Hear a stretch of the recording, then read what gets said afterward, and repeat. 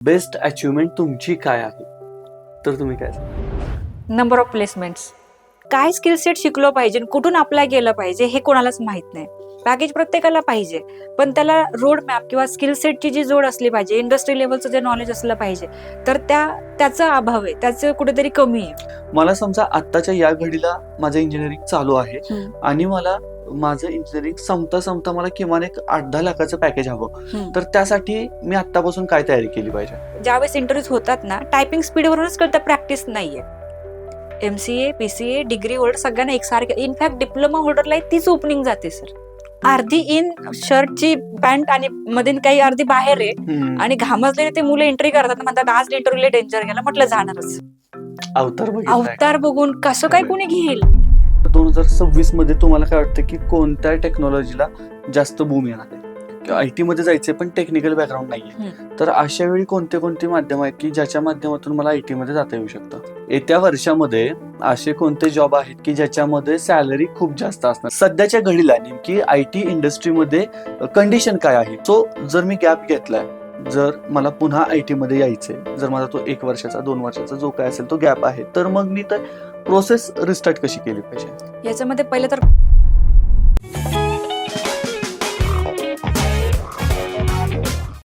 नमस्कार. आपल्या आजूबाजूला असंख्य प्रश्न असतात. या प्रश्नांवरती ज्यावेळी आपण चर्चा करतो त्यावेळी त्या प्रश्नांमधून कुठेतरी उत्तरापर्यंत जाण्याचा एक मार्ग आपल्याला दिसायला लागतो. आणि अशाच असंख्य प्रश्नांमधला एक महत्वाचा प्रश्न आहे तो म्हणजे बेरोजगारी. जसं की आपल्या आजूबाजूला असंख्य लोक असतात ज्यांच्या समोर रोज प्रश्न असतो की आज करायचं काय, आज माझ्या घरी घर चालवण्यासाठी पैसे आणायचे कुठून? आणि त्यातूनच आपण पेपरमध्ये, न्यूजमध्ये वेगवेगळ्या बातम्या वाचत असतो ज्या IT फील्ड रिलेटेड असतात. मग आपल्याला वाटतं की अरे IT म्हणजे नेमकं काय? आणि याच अनुषंगानं आजच्या पॉडकास्टमध्ये पुन्हा एकदा आपल्यासोबत गप्पा मारण्यासाठी पुणेरी पॅटर्न प्रायव्हेट लिमिटेडच्या सारिका मॅडम आलेल्या आहेत. त्यांच्यासोबत आपण IT मधले जॉब्स आणि त्यांची वास्तवता, त्याच्यामध्ये खरंच कोण अप्लाय करू शकतो, कोण अप्लाय करू शकत नाही, असं काही आहे का, याच्याबद्दल या पॉडकास्टमध्ये पूर्ण चर्चा करणार आहोत. त्यामुळे तुम्ही हा पॉडकास्ट शेवटपर्यंत जरूर बघा. तुम्हाला जर तुमच्या मनातल्या प्रश्नाचं उत्तर शेवटपर्यंत मिळालं नाही तर कमेंट करा, आम्ही तुम्हाला ते उत्तर देण्याचा नक्की प्रयत्न करू. सारिका मॅडम, तुमचं पॉडकास्टमध्ये खूप खूप स्वागत. Thank you sir. मॅडम, मला आपल्या पहिल्या प्रश्नाची सुरुवात करताना विचारायचे की सध्याच्या घडीला नेमकी IT इंडस्ट्रीमध्ये कंडिशन काय आहे? म्हणजे बऱ्याचदा आता न्यूजपेपर मधून ऐकलेलं असतं किंवा वाचलेलं असतं की गुगल सारखी कंपनी भारतामध्ये येते. त्याचबरोबर बाकी काही ठिकाणी वाचलेलं असतं की बऱ्याचशा कंपन्या ह्या भारतामधून, महाराष्ट्रामधून दुसऱ्या राज्यांमध्ये स्थलांतरित होतात किंवा काय. तर मग नेमकी ITची कंडिशन काय, हा प्रश्न डोळ्यासमोर उभा राहतो. त्यामुळं त्या प्रश्नाचं उत्तर काय असेल? बरोबर सर. आता हा प्रश्न येणं खूप स्वाभाविक आहे, कारण आपले जे प्रसार माध्यम आहेत तर त्याच्यामधून हे आपल्याला सतत बघायला मिळतं बरोबर. की काही कंपन्या आल्या, काही शिफ्ट झाल्या. तर बेसिकली कंपन्या आल्या म्हणजे हा तर एक पहिला चांगला फॅक्टर आहे. बरोबर. बरोबर. कारण एम्प्लॉयमेंट आली. कारण आपलं गव्हर्नमेंट काय म्हणतं की तुम्ही इथं रेंटनी जागा घ्या आणि इथल्या लोकांना एम्प्लॉयमेंट द्या, बरोबर. मग टॅक्स मध्ये तुम्हाला थोडंफार कन्सेशन मिळेल. सेम लाईक कार्स मध्ये तोच प्रॉब्लेम आहे, राईट? हो. की तुम्ही इथं जर आलात तर तुम्ही इथे एकतर आमच्या लोकांना एम्प्लॉयमेंट द्या किंवा टॅक्स भरा, जर द्यायची नसेल तर. सो पहिला फॅक्टर आपण हा लक्षात घेतला पाहिजे की कंपन्या भारतामध्ये कुठं जरी आल्या तरी पहिले एम्प्लॉयमेंट तयार होते. बरोबर. आता दुसरा महत्वाचा फॅक्टर हा आहे की भले महाराष्ट्रातल्या काही कंपन्या गुजरातमध्ये गेल्या, हिंजवडीतल्या खराडीमध्ये गेल्या, पण त्या आहेत तर इथंच. बरोबर. हे पहिले लक्षात घ्या. आणि फार दूर नाही, म्हणजे अगदीच IT जॉब म्हणजे मला फॉरेनला जायला लागतंय असं काही नाही. आपण भारतामध्ये कुठल्या प्लेसला व्यवस्थितपणे राहू शकतो, जर लाखांमध्ये पॅकेज मिळणार असेल तर. बरोबर. तर हे समजून घेणं गरजेचं आहे. दुसरी गोष्ट की बऱ्याच लोकांना असं वाटतं की अरे असं झालं तसं झालं म्हणजे कंपन्या शिफ्ट झाल्या मग जॉब जातील का? जॉब जाणारच नाही. उलट जॉब जनरेट होणार आहेत. तर ज्या गुगल सारख्या कंपनी इकडे आल्यात, ऑल स्टेट सारख्या ज्या कंपन्या इकडे आल्यात, तर पहिले तर हे समजून घेतलं पाहिजे की त्यांची हायरिंग स्ट्रॅटेजी काय. बरोबर. मॅक्झिमम लोकांना माहित नाही की गुगल कसं हायर करते किंवा बाकीच्या फॉरेन कंपन्या कसं हायर करतात. आतापर्यंत काय सिच्युएशन आहे सर, की लोकांना फक्त आपल्या इंडियन ओरिजिनच्या कंपन्या कशा हायर करतात एवढंच माहिती आहे. म्हणजे TCSने जॉब दिला म्हणजे गव्हर्नमेंट जॉब मिळाल्यासारखं लाईफ टाइम सेट झालो असं जे व्हायचं ना, आता ते तसं नाही राहिलं. असं झालं, कारण 4 लाखचा job, life set, middle class फॅमिलीत तर काही वेगळं टेन्शन घ्यायची गरजच नव्हती. पण आता तसं नाही राहिलं. आता काय झालंय की जो जॉब TCS देते तोच जॉब गुगल देताना 2 लाख पगार जास्त देते. पण प्रॉब्लेम काय की काय स्किल सेट शिकलो पाहिजे, कुठून अप्लाय केलं पाहिजे हे कोणालाच माहित नाही. सो थोडासा तो जो अवेअरनेस आहे ना तो फार कमी आहे. ओके. कारण मुलं काय करतात आहेत, कॉलेज लेव्हलला कॉलेजच्या सब्जेक्ट्स वरती फोकस करतात, कॉलेज पूर्ण करण्यावरती फोकस करतात आणि त्यांना बाहेर पडल्यावर कळतं की अरे इथे जायला हे पाहिजे. हं, हं. हे सांगत नाही कोणी, की बाबा तू हे कर. आणि टीचरची काहीच चूक नाही, कॉलेजेसची काहीच चूक नाही, कारण बरोबर. त्यांच्या ते करिक्युलम मध्येच नाहीये. हं, की बाबा हं. आज जर तुला डेटा अनालिस्ट बनायचंय, तर तुला ह्या ट्रॅकने जायचंय हे कोणी सांगत नाही. ते सांगू पण नाही शकत, कारण they are not from the industry background. बरोबर. तर हा मेजॉरिटी ऑफ द गॅप आहे आणि त्यामुळे काय झालंय, की कंपन्या आल्यात तर खूप साऱ्या, पण जॉब अचीव्ह कसं करायचंय हे सांगणारं कोणीतरी गाईडन्स पाहिजे त्यांना. हा गॅप आहे. मग आता आपलं जे डिस्कशन चालू आहे त्याच्यातून मला असं वाटतं, की पहिला एक असा कोणतातरी मुद्दा असणार आहे, की जो बहुतांश विद्यार्थी कानाडोळा करतायत, ज्याच्याकडे हं. दुर्लक्ष राहतंय आणि त्यामुळे कुठेतरी जॉबमध्ये ते मागं पडतात. तर तुमच्या आत्तापर्यंतच्या अनुभवामध्ये तुम्हाला असा कोणता मुद्दा वाटतो का, की बाबांनो हा मुद्दा बघूयात आपण. हा मुद्दा जर आपण क्लिअर केला, हं. तर जिथं आपल्याला एक कंपनी 4,00,000 द्यायला तयार आहे, तिथं दुसरी कंपनी आपल्यासाठी 6,00,000ला रेड कार्पेट घालायला बसली. असा बरोबर. कोणता मुद्दा वाटतो तुम्हाला? विषय काय ना सर, की मुलांचा फोकस आहे डिग्री घेण्यावरती. हं, मला आता डिग्रीपुरता अभ्यास करायचा आहे. बरोबर. कारण की त्यावेळेस त्यांची रिक्वायरमेंट हे नाहीच आहे, की मला पॅकेज मिळवायचंय. हं, हं, तो हं. डिफॉल्ट फॅक्टर आहे. जसं की आता आपण 1ली-दुसरीला ॲडमिशन घेताना काय म्हणतो, की मला शाळा शिकायची आहे. बरोबर. आपण 11वीला ॲडमिशन घेताना काय म्हणतो, की मला इंजिनिअर व्हायचंय. हं, आपण हं. हे नाही म्हणत, की मला 5,00,000चं पॅकेज कमवायचंय. बरोबर. तर हा फॅक्टर लक्षात घेणं गरजेचं आहे, की त्यावेळेस मी फक्त सब्जेक्ट्सवरती फोकस केलाय आणि हं. मी त्यावेळेस हे पाहिलंच नाही, की 6,00,000च्या पॅकेजसाठी मला हा स्किल सेट लागतो. त्यावेळेस मी हे फोकस केले, की मला ही डिग्री माझ्या हातामध्ये पाहिजे. बरोबर. तर हा मेजॉरिटी ऑफ टाईम गॅप झालेला आहे, की मुलांचा जो फोकस आहे, तो मोर ओव्हर सब्जेक्ट क्लिअर करण्यावरती जास्त आहे.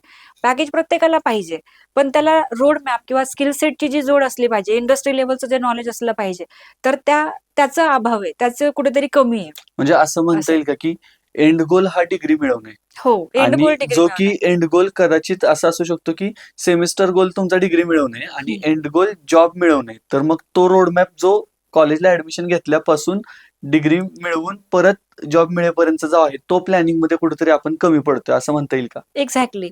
सो विषय काय होतो ना सर, की मला आता डिग्री मिळाली हं, आणि मला ह्या डिग्रीवरतीच 5,00,000चं पॅकेज द्या, असं प्रॉब्लेम झालेला आहे. हं. डिग्री आहे, जरूर आहे, की तुम्ही डिग्री होल्डर आहात, तुम्ही एलिजिबल आहात, तुम्हाला थ्रूआउट 80% मार्क आहे. बट तुम्हाला तो 6,00,000चा इंटरव्ह्यू क्रॅक करण्यासाठी ते नॉलेज आहे का?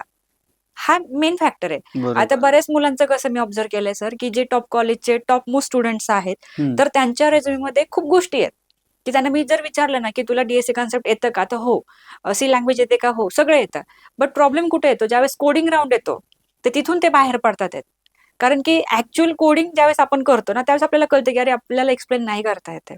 आपल्याला हं, हं. कन्सेप्च्युअल अंडरस्टँडिंग आहे, की बाबा मी थेअरी तासभर बोलू शकतो. कारण ते अकॅडमिकसाठी प्रिपेअर केलं गेलेलं आहे. पण ज्यावेळेस मला समोरचा टास्क देतोय आणि मला तो करून दाखवायचा ऑन द स्पॉट, त्यावेळेस ते मुलं तिथून बाहेर पडतात आहेत. हं, सो हा मेन हं, गॅप हं. आहे, की कुठेतरी मला हँड्स ऑन नॉलेज पाहिजे. कारण इंडस्ट्रीला द्यायला आहे, म्हणजे इंडस्ट्रीला पॅकेज देण्यासाठी आहे. आपण नेहमीच ऐकतो, की एखाद्या मुलाला करोडचं पॅकेज बरोबर, मिळालं, बरोबर, एखाद्याला बरोबर, काही लाखांचं मिळालं. हे नेहमी आपण कुठल्या ना बरोबर. कुठल्या पोस्टरमधून बघतो. मग या मुलांमध्ये आणि आपल्या मुलांमध्ये डिफरन्स काय आहे, की जसं आता एक लेटेस्ट स्टोरी आहे एका मुलाची, की त्याला आय थिंक 1.2 सीआरचं पॅकेज मिळालं. तर आय थिंक 371 कोड्स त्यांनी सॉल्व्ह केले एका वर्षात. बरं. ही पण स्टोरी बघा ना. हे पण बघा. फक्त पॅकेज नका बघू, की हं, तिथपर्यंत हं. जाण्यासाठी तो ऑलरेडी त्या प्रॉब्लेममधून पास ऑन झाला होता. मग बरोबर. आपण किती कोड सॉल्व्ह करतो, किती प्रॉब्लेम सॉल्व्ह करतो एका वर्षात. इकडे पण फोकस असला पाहिजे. आपण 15 कोडवरती आपण म्हणतो 5,00,000चं पॅकेज द्या, तर कसं शक्य आहे? कमीत कमी म्हणजे 300-350 नाही म्हणत मी, पण 100 तरी प्रॉब्लेम सॉल्व्ह केले पाहिजे. जेणेकरून इंटरव्ह्यूवर ज्यावेळेस तुम्हाला टास्क देईल, तुम्हाला तो अंडरस्टँड होईल. बरोबर. आणि असं खूप वेळा होतं, की भले तो तुम्हाला पूर्ण सॉल्व्ह नका होऊ द्या, पण तुम्ही जे लॉजिक लावताय, जे तुम्ही ट्राय करताय, तरी सुद्धा शॉर्टलिस्ट केलं जातं सर. असं नाही की आउटपुट यायलाच पाहिजे. आणि हे असं. लॉजिक कसं लावतोय आपण हे आपलं शार्प तेव्हा होणार आहे ज्यावेळी आपण प्रॅक्टिस करू. खूप जास्त मल्टिपल बरोबर, टाइम्स आपण करतोय. बरोबर. पण हे कॉलेज लेव्हलला करायची गरजच नाहीये ना. कारण कॉलेजची डिमांड ती नाहीच आहे. आपल्याला काय हं, करायचंय सर, हं. सब्जेक्ट क्लिअर करायचे आहेत. आपल्याला प्रॅक्टिकल क्लिअर करायचे जे की सगळ्यांनीच ते कॉपी केलेलं असतं कुठून ना कुठून. एक कोड बरोबर, असतो, अख्खा बरोबर. क्लास कॉपी करतो. कारण ते ईझी वाटतं आणि हुश झालं सबमिशन, हुश झाला हा पेपर आणि आपण एक सुटकेचा निश्वास टाकतो. पण ज्यावेळेस आपण इंटरव्ह्यूला जातो, त्यावेळेस काय होतं, की आपल्या आजूबाजूची मुलं प्लेस होऊन जातात आणि आपण एकटेच राहतो. हं, मग ह्याचं मेन हं. कारण फाइंड आउट करणं गरजेचं आहे. काही-काही मुलं असं डिप्रेशनमध्ये जातात त्यांचे पॅरेंट, की "अरे, आमचा मुलगा एवढा हुशार आहे. ही डिझर्व्हज व्हेरी नाईस पॅकेज." पण येस, डिझर्व्हिंग जरी असेल, तरी मग समोरची कंपनी काय म्हणते, की "ठीक आहे, आज मी एवढा हुशार मुलगा घेतोय, तर त्याला ते नॉलेज पण पाहिजे. बरोबर, तरच मी एवढं बरोबर. देईल."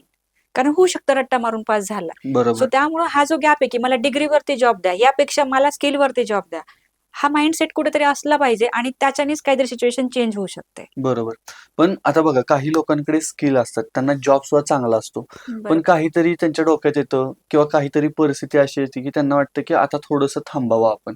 हं, आणि हे लोकं करिअरमध्ये त्यांच्या पॉज घेतात. ज्यावेळी हं, त्यांना त्यांचं करिअर आय-टीमध्ये परत रिस्टार्ट करायचंय. म्हणजे हं, हा पण एक महत्त्वाचा मुद्दा आहे, की त्यावेळी त्यांना बाकीचं काहीतरी जाणवलेलं असतं. हं. बाकीचं काहीतरी वाटत असतं, की मला तेही जमू शकतं. मला हेही जमू शकतं. आणि ते नाही जमलं तर असं वाटतं, की अरे माझी डिग्री तर आहे ना. मग परत डिग्रीकडे येतो आणि त्याच्या जोरावरती काय होतंय का बघतो. सो जर मी गॅप घेतलाय, जर मला पुन्हा आय-टीमध्ये यायचंय, जर माझा तो 1 वर्षाचा, 2 वर्षाचा जो काही असेल तो गॅप आहे. तर मग मी तर प्रोसेस रिस्टार्ट कशी केली पाहिजे? याच्यामध्ये पहिलं तर कॉन्फिडन्स जो आपला डाऊन झालाय, तर तो थोडा बूस्ट केला पाहिजे. ओके. सो त्यासाठी मी रिकमेंड करेल की क्लासरूम ट्रेनिंगच अटेंड करा. हं, हं. कारण कसं आहे ना, खूप वर्षापासून आपलं काही सर्कल नाहीये. म्हणजे आपले फ्रेंड्स गेलेले आहेत. बरोबर. आपण एकटेच आहोत. आपल्यासोबत आपली फक्त फॅमिली आहे. हं. तर ते सर्कल असण्यासाठी कुठेतरी क्लासरूममध्ये जाणं गरजेचं आहे. मेंटर समोर असला पाहिजे, की जो आपल्याला बूस्ट करेल, मोटिव्हेट करेल, की नाही तू करू शकतोस. बरोबर. हे एक पॉझिटिव्ह एन्व्हायर्नमेंट क्रिएट करणं फार गरजेचं आहे. हं, हं, कारण की हं. प्रत्येकामध्ये क्षमता आहे सर. पण ते एकतर ओळखणारं कोणीतरी पाहिजे किंवा त्याला मोटिव्हेशन देणारं कोणीतरी पाहिजे. तर या गोष्टी पहिलं तर महत्त्वाच्या आहे. दुसरी गोष्ट कशी आहे, की आज माझ्याकडे इंजिनिअरिंगची डिग्री जरी असेल, तरी गॅप हा माझ्या पर्सनल रिझनमुळे झालाय. सो बरोबर. त्यामुळं मला जे मिळेल त्या पॅकेजला सुरुवात करायची आहे, हा माइंडसेट असला पाहिजे. ओके. आता जर मी डिमांडिंग मोडला राहिले, की नाही मला एवढंच पॅकेज पाहिजे तरच मी हे करेल. तर मग आता नाही होऊ शकत. कारण समोरचा क्रॉस क्रॉस क्वेशन करायला बसलाय, की बरोबर. बाबा तुला नॉलेज आहे, पण मला निगोशिएट करायचंय. हं. कारण तू एवढे वर्ष जॉब नाही केला, तर काय गॅरंटी तू पुढे 1 वर्षभर काम करशील? बरोबर. आलं लक्षात. त्यामुळे त्यांना ते थोडंसं जज करायचंय, की बाबा तुझा एवढा गॅप झाला, तरी पण तू काय केलंय? मी तुला एक संधी देतोय. तर ज्यावेळेस आपण एखाद्याला संधी देतो ना, तर त्यावेळेस आपण तो फिअर फॅक्टर नेहमी क्लिअर करायचा प्रयत्न करतोय एचआर म्हणून. हं, की बाबा ठीक आहे, हं. तुझा गॅप झाला, मी तुला घेतोय. पण तू मग ह्या करिअरमध्ये टिकून राहशील याची काय गॅरंटी आहे? सो मग गॅरंटी देताना आपल्याला हे सांगता यायला पाहिजे, की मी ह्या पर्टिक्युलर टेक्नॉलॉजीसाठी एवढं स्वतःला अपग्रेड केलंय. मी वेळ दिलाय, मी अपग्रेड केलंय आणि मग आता मला जॉब पाहिजे, कारण आता माझ्यावर जबाबदारी आहे. तर हे कॉन्फिडेंटली आपण कधी बोलू शकतो? ज्यावेळेस आपण एखादी गोष्ट 60 महिने बसून शिकतो त्याच वेळेस. बरोबर. आपण जस्ट थोड्यासाठी ब्रशअप केलं आणि गेलो. आपण काही कॉलेजचे स्टुडंट आता राहिलेलो नाहीये. सो पहिलं तर हे समजणं गरजेचं आहे आणि समोरच्या एचआरला हे कन्व्हिन्स करायला फार ईझी जातं. कारण एचआर समोर पण हा खूप मोठा चॅलेंज आहे, की बाबा त्यांच्यासमोर 100 रिझ्यूम असतात, त्यातले 5 रिझ्यूम फक्त स्किल असतात. म्हणजे त्यांनी स्वतःहून अपग्रेड केलेलं असं असतात. 95 रिझ्यूम अनस्किल्ड आहेत. मग त्यांचं पण शॉर्टलिस्टिंगला फार वेळ जातो. यापेक्षा मला हं, आज जॉब हं. पाहिजे, तर मला हे समजतंय, की मी अपग्रेड करावं आणि मग मी अपग्रेड करून जावं. म्हणजे नकार द्यायचे चान्सेस 99% कमी होतात. नाहीतर दुसऱ्यानं समोरचा नकार द्यायलाच बसलाय. समोरचं आपल्याला उजवं ठरवण्यापेक्षा आधी आपण उजवं हं. कसं ठरू हो, ह्याचं प्लॅनिंग केलं पाहिजे. एक्झॅक्टली. पण कधी-कधी असं होतं, की पुरुषांच्या बाबतीत थोडंसं ते ट्यूनमध्ये असतात किंवा त्या जबाबदाऱ्यांमध्ये असतात आणि त्यांना ते करावंच लागतं. हं. गृहिणी ज्या असतात त्यांच्या बाबतीत असं होत नाही. म्हणजे त्यांनी किती वर्ष गॅप घेतला तरी चालतो आणि मग कधीतरी अचानक वाटतं, की अरे, मला पण काहीतरी केलं पाहिजे. पण तोपर्यंत टेक्नॉलॉजी एवढी बदललेली असते किंवा समजा बाळ असेल, हं. तर मग त्याच्यामध्ये 1-2 वर्ष जातात, 3 वर्ष जातात आणि त्यानंतर वाटतं, की आपण परत आय-टीमध्ये जावं. तर अशा वेळी 3 वर्ष म्हणजे टेक्नॉलॉजी दृष्टीनं महाप्रचंड काळ आहे, की ज्याच्यात खूप सारं बदलतं. अशा वेळी मग जर मला परत आय-टीमध्ये जायचंय, हं. तर मग मी काय केलं पाहिजे? मग सोप्या गोष्टी शिकल्या पाहिजेत. जसं की जसं की आता डेव्हलपमेंट शिकायचं तर 6-8 महिने लागतात. हं, सो तेवढे हं. पेशन्स कदाचित आत्ता नाहीयेत किंवा ते डेव्हलपमेंट पण नेक्स्ट लेव्हलला गेलंय. बरोबर. सो त्यापेक्षा सोपं आपण डिजिटल मार्केटिंगमध्ये एडिटिंग म्हणू शकतो. सोपी गोष्ट आहे. आपण ते करू शकतो किंवा डेटा अॅनालिटिक्स एखादं सॉफ्टवेअरचं टूल म्हणू शकतो. जसं की एक्सेल आहे. बेसिक हं, एक्सेल, हं, हं, हं. एसक्यूएल डेटाबेस आहे किंवा आपण पॉवर बीआय म्हणू शकतो. बेसिक की त्याच्यावरती आपल्याला इंटरेस्ट वाटेल शिकायला आणि जॉबही मिळेल. कारण की आपण फार हाय एंड गोष्टीवरती गेलो तर कदाचित it will take more time म्हणजे खूप वेळ जाईल आणि तेवढा वेळ कदाचित अभ्यासाला मिळेल की नाही माहित नाही. ओके. सो त्यापेक्षा सोप्या गोष्टीने सुरुवात करा आणि कीप ऑन अपग्रेडिंग आणि मग शिका सायमल्टेनियसली. असं नाही की आज मी डेटा सायन्सचा कोर्स जॉइन केला, मग मी डेटा सायंटिस्ट बनले. असं नाही होऊ शकत ना आणि ते होणं शक्य पण नाही एका वर्षात. त्याला 5-6 वर्ष जाणारच आहेत. पण बरोबर, सुरुवात बरोबर. पायथन पासून करा. बेसिक कोडिंग लँग्वेज शिका. त्याच्यावरती पायथन स्क्रिप्टिंगचा जॉब करा एखादं वर्ष. हं, हं. सायमल्टेनियसली त्याच्यामध्ये डेटाबेस शिका, मॅथेमॅटिक्स शिका. त्यानंतर स्पेशलायझेशनला जा. एआय-एमएल भरपूर शिकायला स्काय इज द लिमिट. पण आता मला माझ्या बकेटमध्ये जर एवढा पगार पाहिजे, तर त्यासाठी मला एवढं तरी शिकलं पाहिजे. एवढीच मेंटॅलिटी गरजेची आहे. बेसिकली मला असं म्हणायला आवडेल, की जर IT मध्ये जॉब पाहिजे तर तुम्हाला पायऱ्या चढत जायच्यात, लिफ्टमधून नाही जायचंय हा, वरती. अगदी अगदी करेक्ट. पहिली पायरी पहिली महत्वाची. पायरी महत्वाची. राईट. पण हे झालं करिअरमध्ये ज्यांनी गॅप घेतलाय त्यांच्यासाठी हं, किंवा गृहिणी आहेत त्यांच्यासाठी. सगळ्यात महत्वाचं आजही मेजॉरिटी पॉप्युलेशन हं, 10वी झाल्यानंतर इंजिनिअरिंगकडे ॲडमिशन घेते किंवा डॉक्टरकडे ॲडमिशन घेते. हं, आणि इंजिनिअरिंगकडे जे लोकं ॲडमिशन घेतात त्यांच्या डोक्यात पहिल्यांदा खूप काही-काही असतं 12वी होईपर्यंत, की हं, मला जे-डबल-ई करायची आहे, मला IITमध्ये जायचंय, मला NITमध्ये जायचंय.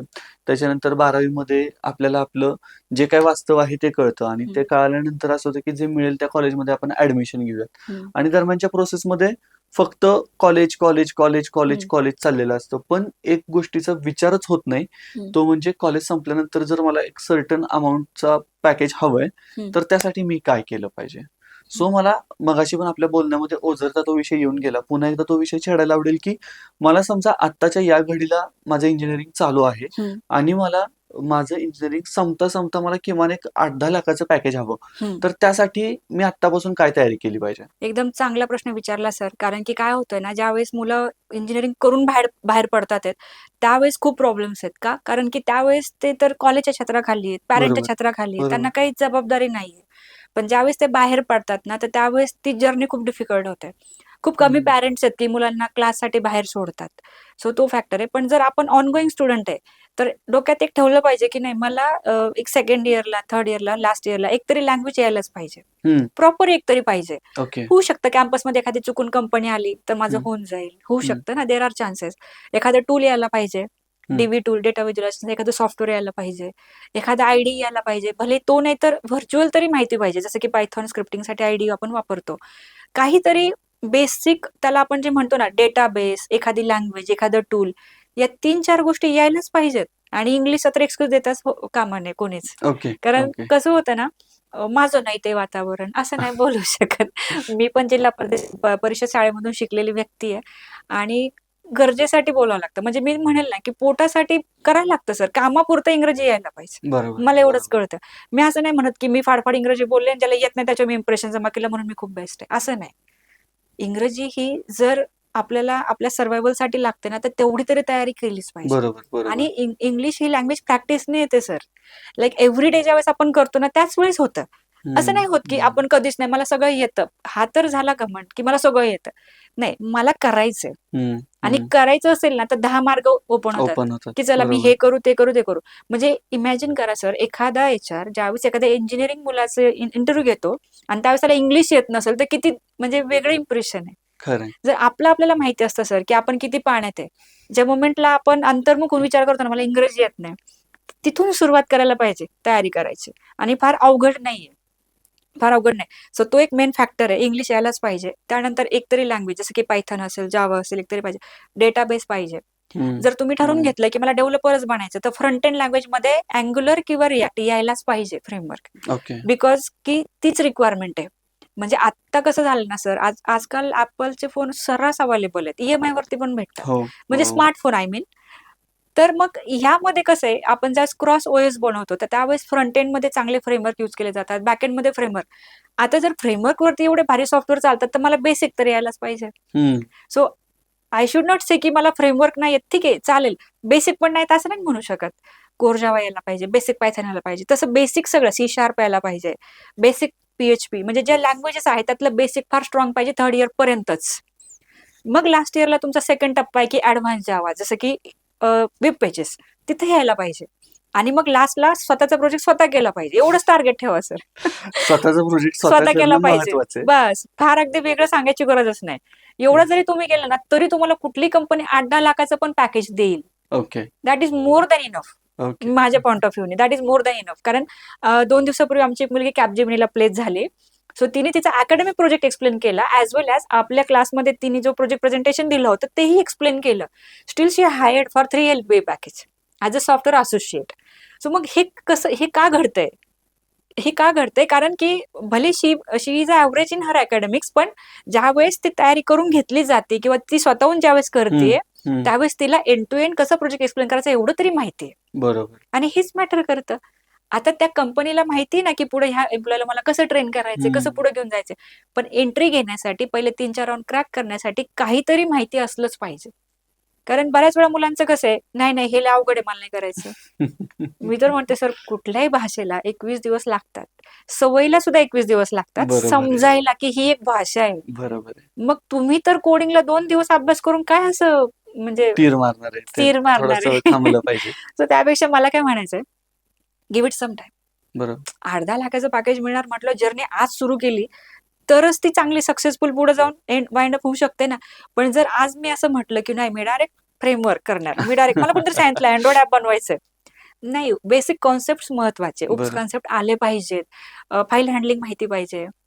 लायब्ररीज माहिती पाहिजे. आणि तुम्हाला आश्चर्य वाटेल सर, की जे मोठ्या कंपन्यांचे जे चांगले डेव्हलपर्स आहेत ना, त्यांनी GitHub वरती सोर्स कोड ठेवलेत. Like there are n number of APIs. इतक्या लायब्ररीज आहेत ना, काहीच करायची गरज नाही. म्हणजे माझा हा अनुभव आहे. पण खूप कमी मुलांना हे माहिती की ते कसं वापरायचं, हं. कसं यूज करायचं हे खूप कमी मुलांना माहिती आहे. सो माझं काय म्हणणं आहे, की जर तुम्ही 3rd इयरला, लास्ट इयरला आहात, जर तुम्ही प्रोग्रामिंग लँग्वेज शिकताय, जर तुम्हाला एवढं चांगलं पॅकेज हवंय, तर तुम्ही तिथं पहिला फोकस करा. त्यानंतर तुम्हाला आपोआप कळेल, की अरे कुठे काय यूज करायचं. बरोबर. पण तुम्हाला काहीच येत नाही आणि तुम्ही डायरेक्ट API वापरला आणि कोड जनरेटर लाइक हां, मी असं बनवलं.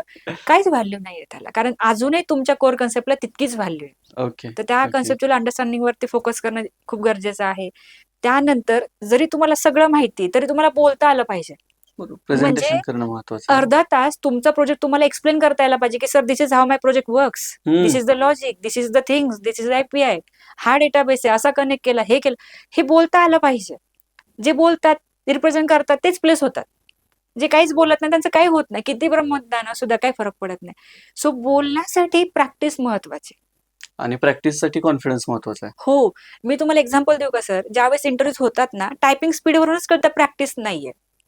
Okay. For example live interview चालू आहे, समोरून टास्क मिळालाय, मी ते सॉल्व्ह करते ॲज अ स्टुडंट. माझ्या टायपिंगवरूनच कळतं, की ह्याची प्रॅक्टिस नाही. आपण टाइप करतो, बॅकस्पेस दाबतो, टाइप करतो. लगेच कळतं समोरच्याला, की नाही, नाही होऊ शकत. तो 5-10 मिनिटाच्या वरती वेळ का देईल? पण जर तुम्ही 100-200 कोड सॉल्व्ह केलेत, तर तुमच्या स्पीडवरूनच कळतं, की अरे नाही, he is trying he is trying very तयारीचा बेस्ट. आहे. हां, आणि मग तो एक कोड नाही आला, ठीक आहे. दुसरा मिळतो. कारण त्यांना हं, हं, घ्यायचंय, हं. म्हणून ते तुमच्या समोर वेळ द्यायला बसलेत. बरोबर. त्यांना घ्यायचं नसतं तर त्यांनी ते अरेंजच केलं नसतं इंटरव्ह्यू प्रोसेस. पण त्यांना घ्यायचंय म्हणून ते नंबर ऑफ चान्सेस देतात आहेत. ही ही एक अंडरस्टँडिंग असली पाहिजे, की नाही बरोबर. मला जॉब देण्यासाठी कोणतरी बसलाय, तर ॲटलीस्ट माझ्या throughout engineering, throughout a journey मी काहीतरी प्रॉपर करणं गरजेचं आहे. आणि मी तुम्हाला अजून माझा एक अनुभव सांगते सर, की हे तयारी करत असताना मॅक्सिमम मुलं ऑनलाईन कोर्सेस करतात. ₹400-500 भेटला केला. ते वन वे लर्निंग आहे. हं, वन वे हं. आहे, की जसं की तिथं कुणी टीचर नाहीये, की बाबा तुला बरोबर. समजलं का हे सांगायला. त्यामुळे अंडरस्टँडिंग किती स्ट्रॉंग झालंय, हे तर नंतरच कळतं. सो त्यापेक्षा व्हॉट आय रिकमेंड, की तुमचे जे काही टीचर्स आहेत, डू रेफर दॅट. हं, सो हं, त्यांच्याकडून हं. तुम्ही शिकायलाच प्राधान्य द्या. Okay. Never under estimate. Maximum मुलांचं काय आहे सर, YouTube लय बेस्ट आहे. अरे मग YouTube जॉब पण दिलं असतं ना. का नाही देत? सो त्यापेक्षा तुम्हाला जर वन वे शिकायला मिळतंय, तर तुम्ही किती शिकताय हे त्याच्यापेक्षाही महत्वाचं बरोबर, आहे. देअर बरोबर. शुड बी समवन, की जो तुम्हाला शॉर्टेस्ट वे सांगेल, की दिस इज हाऊ, की ही गोष्ट अशी एक्सप्लेन करायची. आता हे झालं ज्यांची इंजिनिअरिंग बॅकग्राऊंड हं, आहे किंवा त्यांना पॅकेज मिळायच्या मध्ये ज्या काही अडचणी आहेत त्यांच्याबद्दल आपण बोललो. हं, पण ज्यांनी MCA केला असेल किंवा ज्यांनी BCA केला असेल, त्या लोकांना सुद्धा कधी-कधी इंटरव्ह्यू क्रॅक होत नाहीत. मग हं. त्याच्यामागे काय कारणं असतात किंवा ह्या गोष्टींमुळे तुमचे इंटरव्ह्यू क्रॅक होत नाहीत? याच्यामागे बरेच कारणं आहेत सर, की आता काही-काही मुलं काय करतात, BCAला वेटेज नाही म्हणून MCA करतात. पण ते हे बघतच नाही, की आपल्याला जर वेटेज नाहीये, तर काहीतरी स्किल सेट कमी आहे म्हणूनच वेटेज नाही, बरोबर? बरोबर, बरोबर. MCA जरूर करतात, पण तरी सुद्धा ते मुलं इंजिनिअरिंगच्या मुलांच्या कंपॅरेटिव्हली मागे आहेत हं, खूप हं, वेळा. हं. मग ह्याचं रिझन हेच आहे, की जसं आपण सिन्सिअरिटी एक्सपेक्ट करतो, की एव्हरी 6 मंथ्स तुम्हाला 5 प्रॅक्टिकल्स, 5 थेरॉटिकल पेपर्स असतील किंवा बरोबर. तुम्हाला n number of paper submit करायचे, तर हे सगळं सिन्सिअरिटी ॲड करतं एका इंजिनिअरला. तर हे गरजेचं आहे सर कुठेतरी, कारण की शेवटी किती नाही म्हटलं तरी त्या सगळ्या प्रॅक्टिसने किंवा तो जो प्रेशर आहे, आपण जो हँडल करतो थ्रूआउट 4 इयर्स, तर तोही मॅटर करतो. ओके. तर MCA स्टुडंट्समध्ये मी हे ऑब्झर्व्ह केलंय, की म्हणजे कॅज्युअली ॲटिट्यूड खूप जास्त आहे. म्हणजे आता रिसेंटली काही कॉलेजेसचे आम्ही ड्राईव्हज कंडक्ट केले होते. सो त्यामध्ये थोडंसं एक आपण म्हणतो ना, की थोडंसं कॅज्युअल बिहेवियर खूप जास्त आहे, की हिंदीतून बोला HR सोबत, मराठीतून बोला. हे घडलंय सर. त्यापेक्षा मला काय म्हणायचं की forget about degree. Focus on the skill, की मला काय चांगलं आपल्याला संधी भेटली ना इंटरव्ह्यूची, तर आपण आपलं 100% द्या. मग त्याच्यामध्ये आपण हे मेक शुअर करा, की मला ते इंटरव्ह्यू मधला जो काही जॉब डिस्क्रिप्शनचा जो काही सारांश आहे, त्यातलं मला सगळं येतंय का? बरोबर. मग त्यामधल्या 60% गोष्टी जरी जमल्या, तरी समोरचा हायर करतो. पण आज ते मला मिळवायचंय. बहुतांशी मुलांचं काय झालंय सर, की नाही होतच नाही. म्हणजे होतच नाही. म्हणजे तो नाहीचा एवढा पाढा लावून धरलाय, की नाहीच होत मग त्यापेक्षा होईल कसं यावरती फोकस करा. पॉझिटिव्ह राहणं पण फार बरोबर, गरजेचं आहे बरोबर. सर. कारण बऱ्याच मुलांना असं वाटतं, की ठीक आहे ऑनलाईन इंटरव्ह्यू मी कसंही बसेल, मी काहीही करेल. नाही, असं नाही होऊ शकत. कारण एखादी कंपनी ज्यावेळेस तुम्हाला हायर करते, तुम्ही त्यांच्या फॅमिलीचा एक हिस्सा बनताय. सो त्याच्यामध्ये प्रोफेशनलिझम मॅटर करतं. तर ह्या गोष्टी मी जवळून ऑब्झर्व्ह केल्या. तर माझं अपरंटली सगळ्यांना हेच म्हणणं आहे, की तुमची डिग्री BCA असू द्या, MCA असू द्या, कुठली असू द्या. तुम्हाला जो म्हणजे स्किल सेट शिकायचा आहे किंवा जर तुम्ही ठरवून घेतलं, की मला डेव्हलपरच बनायचंय, मला डेटा सायंटिस्टच बनायचंय, मला अॅनालिस्टच बनायचंय, तर तुम्ही इकडे फोकस करू नका, की डिग्री काय? तुम्ही फोकस करा, की तुम्हाला तो स्किल सेट येईल का? जर तुमच्याकडे तो स्किल सेट आहे, तर तो कॉन्फिडन्स आपोआप येणार आणि तुम्ही आपोआप सक्सेसफुल होणार. कारण बरोबर. ओपनिंग्स इक्वल आहेत.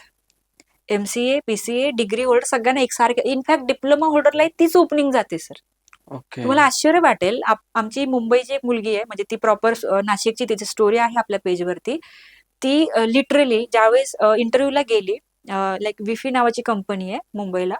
तर त्यावेळेस तिचा पूर्ण इंटरव्ह्यू झाला. त्यावेळेस त्या HR सरांनी तिला विचारलं, की "अरे, like you are a diploma student, why you are so different?" की "मी आज दिवसभर एवढे इंटरव्ह्यू घेतले, मला असं स्पेशल काहीच नाही वाटलं कुणामध्ये. तर तुझं विअरिंग असेल, रिझ्युमे असेल, तुझं बोलणं असेल, एवढं कॉन्फिडंट कसं काय? म्हणजे व्हाय यू आर डिफरंट?" मग तिने सांगितलं, की "मी क्लास जॉइन केला होता आणि मी एव्हरी सॅटर्डे तो जॉइन केलेला आहे, मग आमचं सेशन." त्यावेळेस त्यांनी सांगितलं आणि शी वॉज अ गुणी बाळ. सांगल ते प्रत्येक फॉलो केलं. म्हणजे अशी एकही गोष्ट नाही, की तिने ती स्किप केली. सो मला खूप छान वाटलं, की अरे काय म्हणजे छोटी-छोटी गोष्ट जसं की मी नेहमी म्हणते, की फॉर्मल्समध्ये प्रॉपर फॉर्मल शर्ट, बेल्ट त्यावरती pant proper, black shoes, socks हे सगळं वेअर करून जा. मुलांच्या बाबतीत टाय घालून जा. मी सगळ्यांना एकसारखं सांगते. बट तिने ना ते सगळं फॉलो केलं.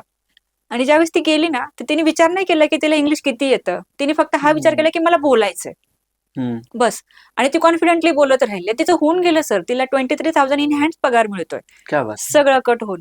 So it was very glad moment आणि ज्यावेळेस ती आली ऑफिसमध्ये शी वॉज व्हेरी थँकफुल. म्हणजे तिने स्टडी केलं. Like I am not responsible for it, but तिने तो स्टडी प्रॉपरली केला आणि तिने सगळं फॉलो केलं. सो बरोबर. मला कौतुक का करावंसं वाटतंय, कारण डिप्लोमाचे मुलं असून सुद्धा जर ते एवढं चांगलं पॅकेज मिळवतात आहे, तर आपण तर MCA म्हणजे आपण 5 इयर्सचा वेळ दिला एज्युकेशनला. मग आपण फक्तच एज्युकेशन घेतलं, मग आपण त्याच्यातून काय लर्निंग घेतलं पाहिजे, हे कुठेतरी समजणं गरजेचं आहे, की बाबा बरोबर. मला इंटरव्ह्यूला जायचंय, तर मी ऍटलीस्ट फॉर्मल घातले पाहिजे. रेझ्युमेच्या 2 कॉपी कॅरी केल्या पाहिजे. जसं 1 पेजचा रेझ्युमे मी शिकवलाय ते कॅरी केलं पाहिजे. तुमची हेअरस्टाईल प्रॉपर पाहिजे. काही मुलं कधीच केस नाही विंचरत सर. म्हणजे सॉरी. हे बघताना माझ्याकडे बघायचं नाहीये. सो मग हे असं चेहरा आणि लिटरली म्हणजे अर्धी इन शर्टची पॅन्ट आणि मधील काही अर्धी बाहेर आहे आणि घामजलेले ते मुलं एंट्री करतात म्हणतात आज इंटरव्ह्यूला डेंजर गेला. म्हटलं जाणारच. अवतार बघितलाय का? अवतार बघून कसं काय खरंय. कोणी घेईल? म्हणजे जर आज मला in the lakhs of package पाहिजे आणि जर मला आज निगोशिएटच नाही करायचंय, मला त्याच पगारावरती जॉब पाहिजे, तर मग तुम्ही निगोशिएट व्हायचा चान्स का देता? तुम्ही निगोशिएट होण्यासाठी चान्स का देता? आता समजा मी एक्झाम्पल देते, की समजा सर आपल्याला ना गाडी घ्यायची मोठी कार आणि त्याची किंमत ना 12 लाखापासून सुरू होते. त्या शोरूममध्ये आपण गेल्यानंतर सेल्स पर्सन कसा असतो सर? टाय असतो, टापटीप असतो एकदम ब्ल्यू व्यवस्थित. ब्ल्यू शर्ट, बरोबर. फॉर्मल, काळे शूज असतात. तो जर एकदम असा म्हणजे घामाजलेला, टी-शर्ट वरती असेल, अर्धी इन असेल, बाहेर आत असेल, चपला असतील पायात, आपण घेऊ का सर? आपण त्याच्याकडे जाणारच नाही मग. आपण काय म्हणणार सर प्रोफेशनल भाषेत? Can you send another sales person? Can you send another sales person? आपल्याला नाही घ्यायचं. आपल्याला लाखो रुपये इन्व्हेस्ट करायचे आहेत ना, तर मला प्रॉपरच व्यक्ती पाहिजे. मग ही डिमांड जर IT इंडस्ट्रीची आहे, तर आपल्याला ऑब्जेक्शन का? आज आपण म्हणतो की नाही माझ्याकडे हे नाही, ते नाही. करा अरेंज. माझ्या डिग्रीचा जो फोटो ना सर, ज्यावेळेस मला डिग्री भेटली की काळी, त्यावेळेस त्या डिग्रीच्या फोटोमध्ये मी जे कपडे वेअर केले ते माझ्या मैत्रिणीकडून घेतले होते मी. कारण एवढं सेन्स होता की हा फोटो लाईफ टाईम राहणार आहे. तर आपण जरा ठीकठाक कपडे घालावे. आपल्याकडे सँडल नाहीयेत, आपण आपल्या फ्रेंडकडून फॉर्मल शूज घ्यावेत, एवढं कळत होतं सर. सो मला असं नाही म्हणायचं की तुमच्याकडे ते नाहीयेत गोष्टी. मला असं म्हणते अरेंज करा. घ्या एखाद्या फ्रेंडच्या. प्रत्येकाचा एक तरी बेस्ट फ्रेंड असतो. खरंय. त्याकडून शूज घ्या. त्याकडून प्रॉपर सगळ्या गोष्टी घ्या. त्याला पुन्हा धुवून वापस द्या. पण ह्या गोष्टी फॉलो करा, कारण तुमचं इम्प्रेशनच एवढं डर्टी असेल तर समोरचं तुम्हाला लॅकमध्ये पॅकेज का देईल? Y you expecting that much of bigger package? महत्वाची गोष्ट काय सर, जेनझी जनरेशनमध्ये वेळेवर सुद्धा पोहोचायचं नाही लोकांना. आणि मग नंतर गेट बंद होतं आणि मग सोशल मीडियावरती रील्स येतात. ते आम्हाला आत नाही घेतलं की ते अत्याचार होतो आमच्यावर. अरे तुम्ही रोजच लेट जाते, तुम्हाला कोण कशाला आत घेईल? कुठे गेलं हे सिरियसनेस? तर ह्या गोष्टी मॅटर करतात. सो त्या मुलीबद्दल सांगताना मला एकच गोष्ट खूप छान वाटली, की तिचं एकच वाक्य होतं. मी तिला असं म्हटलं, की "अरे तू डिप्लोमा होल्डर आहे, तुला डिग्री नाही करायची?" "मॅम डिग्री होल्डरचीच ही अवस्था आहे, तर मी का डिग्रीसाठी थांबू?" डिग्री होल्डरला सुद्धा डिग्री करूनही इंटरव्ह्यूसाठी एवढी तयारी करायला लागत असेल, तर मी आत्ताच माझी जर्नी सुरू करते, म्हणजे मला पुढे प्रॉब्लेम नाही येणार. बरोबर. सो इट वॉज एक्सलंट अनुभव माझ्यासाठी. सो मला सगळ्यांना हे म्हणायचं की regardless of your degrees like BCA असो, MCA असो, कुठली इनफॅक्ट BBA, CA जरी असेल ना, मॅटर नाही करत. मॅटर हे करतं की तुमच्याकडे आता किती स्किल सेट आहे आणि तुम्ही इंडस्ट्रीचं किती बेटर वेने काम करू शकता आणि त्या बदल्यात तुम्हाला किती चांगलं पॅकेज ते देऊ शकतात. हेच मॅटर करतं. पण मग असं म्हणतात की कंपन्या ज्या आहेत त्या कंपन्या आय टी फील्डमध्ये ज्यांची इंजिनिअरिंग डिग्री आहे त्यांना एका बाजूला ठेवतात आणि ज्यांच्या बाकीच्या आहेत MCA, BCA, त्यांना एका बाजूला ठेवतात. असं डिफरन्शिएट खरंच कंपन्या करतात का? नाही, अजिबात नाही. अजिबात नाही. आमच्याकडे सगळी व्हरायटी येते सर. ओके. सगळी व्हरायटी मिक्स असते. सगळे म्हणजे लाईक सगळ्या डिग्रीची मुलं एकत्र असतात. आमच्याकडे BComची मुलं पण येतात सर. ते सुद्धा आय-टीमध्ये प्लेस होतात. मी तर म्हणते माझ्या प्लेसमेंट्स रेशोमध्ये हं. एक 80% मुलं नॉन टेक्निकलचे आहेत. Like BCom, pharmacy, BSc chemistry. बापरे! हो सर. हे आहे तुम्ही बघू शकता. आणि हे असं काय माहिती का, की ज्यावेळेस ते आमच्या समोर येतात ना, ते हं. आमच्या समोर ते मातीच्या गोळ्यासारखे असतात. आम्ही त्यांना घडवत जातो आणि ते घडत जातात. ती एक चांगली मूर्ती बनते शेवटी. फक्त त्यांची परत घडायची इच्छा असली पाहिजे एक्झॅक्टली. आणि ती जर माइंडसेट घडायची इच्छा असेल तर होणार आहे. एक्झॅक्टली. माइंडसेट फार मॅटर करतो. कारण जर माइंडसेटच आहे ना, की तुमच्यापेक्षा Google चांगलं आहे, YouTube चांगलं आहे, मग काय नाही होऊ शकत सर. खरंय, पण जर खरंय. माइंडसेट आहे नाही मला जॉब पाहिजे, वी आर देअर, की त्या जॉबसाठी हे सगळं लागतंय आणि हे डे 1 पासून आपल्याला करायचंय. आपण ती तयारी करून घेतोय प्रत्येक गोष्टीची, ज्या एक्झॅक्टली. काही आपण प्रत्येक महत्त्वाच्या गोष्टी गोष्टी आहेत. तयार इनफॅक्ट मी तर तुम्हाला सांगेल ना सर, आपण जे म्हणतो ना, एक सायकॉलॉजिस्टचं काउन्सिलिंग जे असतं ना, तेही करायला लागतं. कारण काही-काही मुलं ना त्या सदम्यात गेलेत, की माझं काहीच होत नाही. हं, त्यांना रोज ऐकवलं जाते पालकांकडून, की माझं काही होत नाही. बरोबर. तुझं काही होऊ शकत नाही. तेही तसेच झालेत आणि कालांतराने त्यांनी बोलणं थांबवलंय. आणि ते दुसरे-तिसरे कोण नाही, इंजिनिअरिंगची मुलं आहेत. की जे आपण म्हणतो ना, की टॉप 10 कॅटेगरीत येतात. सो अशा मुलांना पॅरेंट रोज जर असे बोलतात, की तुझं काही होत नाही, तर ते नाही होणार आहे. हं, सो मला सांगायचं तात्पर्य हेच आहे, की सर डिग्री मॅटर करत नाही. स्किल मॅटर करतं. कारण आज कुठल्याही कंपनीमध्ये जर काम आहे, आता समजा तुमच्याकडे काम आहे, तुम्ही काय म्हणता, तुला हे काम येतं का? बरोबर, तुम्ही डिग्री तर नंतर विचारणार ना. बरोबर. आणि मॅक्सिमम कंपन्यांमध्ये जसं Googleमध्ये डिग्री विचारलीच जात नाही सर. माझ्या कंपनीमध्ये पण मी डिग्री बघत नाही सर. मी फक्त स्किल बघते, की तुम्हाला ते काम जमतंय का? येतंय? Very nice. एवढा पगार मिळतो ह्या कामासाठी. That's it. इतकं सिंपल आणि ट्रान्सपरंट आहे. Who said degree matters? आलं लक्षात. त्यामुळे ते मॅटर करत नाही. पहिलं तर आहे, की आपल्याला ते काम कसं येईल आणि ते एक्सेप्टही केलं पाहिजे. काही-काही मुलं असे पण आहेत, मला तिथं लय काम असेल, मला नाही करायचं. आधीच अँटिसिपेशन करून हो, ठेवायचंय. तिथं लय काम असेल, मी का करू? एवढी कंपनी, एवढे लोकं आहेत, जाऊन बसून बघायचं. नाही, नाही लय काम आहे तिथं. मला अरे कामाशिवाय कसं काय तुम्हाला एवढं पॅकेज मिळेल? बरोबर. जर तुम्ही आता सॉरी तुमच्या आता तरुणपणात जर तुम्ही मेहनत नाही करणार, मग तुम्ही कधी घेणार? हं. म्हणजे 21 ते 30 हे वय असं आहे ना, याच्यामध्ये मेहनत घेतलीच पाहिजे. तेव्हा कुठे हे ठरतं, की 40 आणि 50 मध्ये किती मिळणार आहे पगार? किती राहणार आहे आणि? हां. बरोबर सो आहे. मग ते वय आहे, की तेव्हा तुम्ही कितीही काम करा, बाउंडरीच्या बाहेर जा. तुमच्या शरीरावरती काहीच असर नाही होणार आहे. कारण तुम्ही तरुण आहे. काम करायचं तेच एक वय आहे. आणि त्याच्यात तुम्ही हा विचार करताय म्हटलं होतं, तर ऑब्व्हियसली चुकीचं आहे. सो हं. त्यापेक्षा हातपाय झाडून जर आता मेहनत टाकली ना, तर पुढचे तुमचे जे काही इयर्स आहेत, ते खूप फ्रुटफुल राहतात असं. Yes, yes, yes. आता ज्यावेळी कोरोनाच्या थोड्याशा ह्याच्यात जायचंय मला, की कोरोना ज्यावेळी आलता त्यावेळी खूप लोकांचं म्हणजे बहुतांश सगळ्यांचं वर्क फ्रॉम होम चालू झालं. हं. त्याच्यानंतर काही काळानंतर काय झालं तर बाबा तुमचं थोडं वर्क फ्रॉम होम, थोडं तुम्हाला ऑफिसला यायला कंपल्शन चालू केलं आणि मग त्यावेळी लोकांचा एक माइंडसेट तयार झालेला होता, की घरी बसून काम करता येतं तर मला ऑफिसमध्ये नाही जायचंय. मी घरी हं. बसूनच काम करेन म्हणून. पण आता परिस्थिती परत अशी व्हायला लागली, की आता परत ऑफिसला येणं कंपल्सरी करायला चालू केलंय. सो एक्झॅक्टली आता वर्क फ्रॉम होम बेटर आहे, की ऑफिसला जाणं बेटर आहे, की काय म्हणजे मला आय-टीमध्ये तर जायचंय, तर मी काय बघितलं पाहिजे? मला ऑफिसला जायचंय का घरी बसून काम करायचंय? आता सिच्युएशन बघणं महत्वाचं आहे सर. आता हम्म. आपली प्रायोरिटी महत्वाची नाहीये. ओके. कारण ओके. की आज जर मला माझ्या सिच्युएशन मधून बाहेर पडायचं असेल ना, हम्म. तर मला माझ्या प्रिफरन्सेसकडे बघून नाही जमणार. कंपनीच्या प्रेफरन्सकडे बघितलं पाहिजे. एक्झॅक्टली. कंपनीचा प्रिफरन्स काय म्हणतो, की तुम्ही ऑफिसला या हम्म. हम्म. आणि ऑफिसला गेलं पाहिजे. आता ऑफिसला 2 गोष्टींसाठी गेलं पाहिजे. पहिली गोष्ट, की आपण जे डेव्हलप होतो ना सर, आपली भाषा असेल, आपलं बिहेवियर असेल, बरोबर. आपण एक व्यक्ती म्हणून जे डेव्हलप होतो ना, तर ते ऑफिसमध्ये जाऊन होतो. ही पहिली गोष्ट. हम्म. आणि दुसरी गोष्ट, की प्रत्येकाचं ना एक एन्व्हायरमेंट पाहिजे, एक सर्कल पाहिजे सर. बरोबर. जसं की आज मी 4 पैसे कमवले, तर मी कोल्हापूर सारख्या ठिकाणी काय एक्सपेन्स करणार आहे? मी सोलापूर सारख्या ठिकाणी काय एक्सपेन्स, म्हणजे तिथं काय कन्व्हिनियन्स आहे लाईफचा? हम्म. हम्म. कन्व्हिनियन्स कुठे आहे, की जिथं समजा मला 10 लाखाचं पॅकेज आहे. एक्सपेन्स करायला मला मॉल्स आहेत, थिएटर्स आहेत आजूबाजूला किंवा चांगले गार्डन्स आहेत. हे मेट्रो सिटीमध्ये असतात. सो तोही बघणं गरजेचं आहे. 4 चांगले फ्रेंड्स आहेत. हम्म. तर हेही हम्म. मॅटर करतं सर आपल्या डेव्हलपमेंटमध्ये.